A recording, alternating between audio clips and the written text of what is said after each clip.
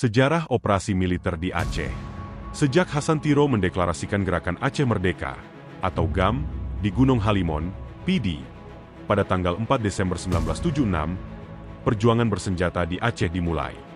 Hampir 3 dasawarsa kemudian, konflik itu akhirnya berakhir damai, melalui penandatanganan Nota Kesepahaman Helsinki pada 15 Agustus 2005. Namun, di antara dua tanggal itu, sejarah mencatat 16 operasi militer yang dilancarkan pemerintah pusat di Aceh.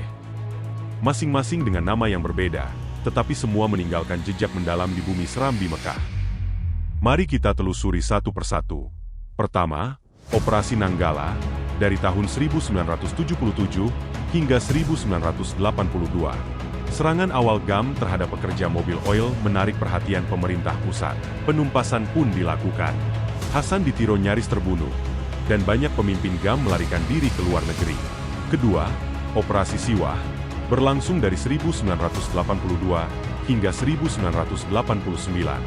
Masa ini relatif tenang, namun justru menjadi periode konsolidasi GAM di luar negeri.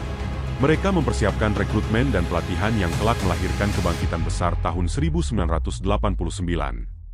Ketiga, Operasi Jaring Merah, atau yang dikenal dengan DOM, Daerah Operasi Militer, dari Mei 1989 hingga Agustus 1998. Inilah periode paling kelam dalam sejarah Aceh modern.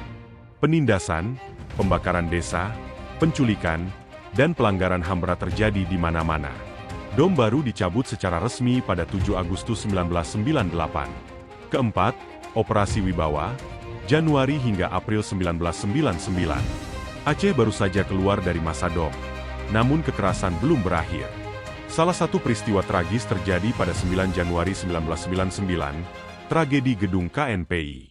Kelima, Operasi Sadar Rencong 1, Mei 1999 hingga Januari 2000. Di masa ini terjadi penembakan terhadap massa demonstran di Simpang KK, Dewantara, yang menewaskan puluhan warga sipil. Keenam, Sadar Rencong 2, Februari hingga Mei 2000. Operasi ini melanjutkan pola represif, memicu pengungsian massal, penahanan, dan pembantaian di sejumlah wilayah. Ketujuh, Operasi Cinta Menasah 1, Juni hingga September 2000. Meski diklaim sebagai pendekatan kultural, di lapangan tetap diwarnai intimidasi dan penangkapan paksa. Kedelapan, Cinta Menasah 2, September 2000 hingga Februari 2001. Masih dengan taktik serupa, namun disertai meningkatnya kasus penyiksaan dan kematian tahanan. Kesembilan, Operasi Pemulihan Ketertiban dan Hukum 1, Februari hingga Agustus 2001. Kesepuluh, Operasi Pemulihan Ketertiban dan Hukum 2, September 2001 hingga Februari 2002. Sejumlah peristiwa berdarah terjadi, termasuk insiden di PT Bumi Flora, Julok. Ke-11, Pemulihan Ketertiban dan Hukum 3, Februari hingga November 2003. Kekerasan meningkat menjelang deklarasi darurat militer. Ke-12, Operasi Darurat Militer 1, 19 Mei hingga 18 November 2003. Pemerintah menetapkan Aceh dalam status darurat militer penuh. Korban sipil meningkat tajam, dan laporan pelanggaran HAM membanjiri media internasional. Ke-13, Darurat Militer 2, November 2003 hingga Mei 2004. Pertempuran antara TNI dan GAM berlangsung sengit.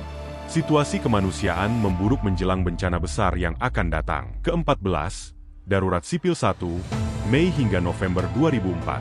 Status militer dicabut, namun operasi keamanan masih berjalan. Ketegangan tetap tinggi di seluruh Aceh. Ke-15, Darurat Sipil 2, November 2004 hingga Mei 2005. Lalu, datanglah peristiwa yang mengubah segalanya. Pada 26 Desember 2004, gempa bumi dan tsunami dahsyat melanda Aceh. Ratusan ribu jiwa melayang. Bencana itu menjadi titik balik, memaksa kedua belah pihak menghentikan pertempuran dan membuka jalan menuju perdamaian.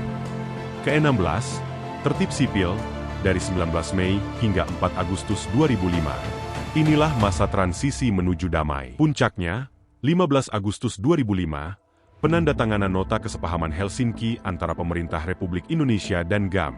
Konflik bersenjata yang berlangsung hampir 30 tahun pun resmi berakhir. Konflik Aceh bukan sekadar catatan sejarah peperangan.